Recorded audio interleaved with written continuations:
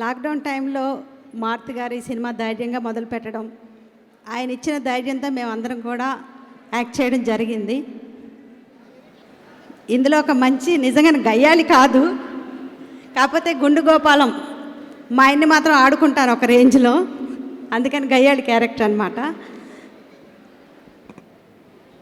ఇందులో ఏంటంటే యూట్యూబ్ చూసి వంటలు చేస్తుంటాను నేను, రకరకాల వంటలు, పులిహార చక్కెర పొంగలి కలిపి చేస్తా. నా ఛానల్లో కూడా చాలా వంటలు ఉన్నాయి, యూట్యూబ్లో చూసి నేర్చుకుని చేయండి. తప్పకుండా.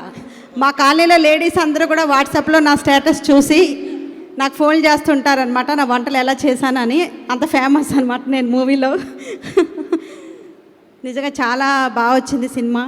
మేమందరం కూడా థియేటర్లో ఎప్పుడెప్పుడు రిలీజ్ అవుతుందని ఎదురు చూసాం. ఆ రోజు రానే వచ్చింది. November 4th దీపావళి మనం ఎంత గ్రాండ్గా సెలబ్రేట్ చేసుకుంటామో ఈ సినిమా సక్సెస్ని కూడా అంతే గ్రాండ్గా సెలబ్రేట్ చేసుకుంటా నమ్మకం నాకుంది.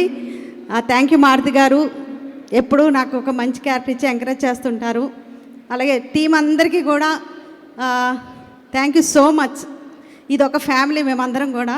నేను చాలా హ్యాపీగా ఫీల్ అవుతాను ఎప్పుడు మారుతి గారి సినిమా వర్క్ చేసిన. అలాగే యువి క్రియేషన్స్ వారికి కూడా thank you so much. Thank you.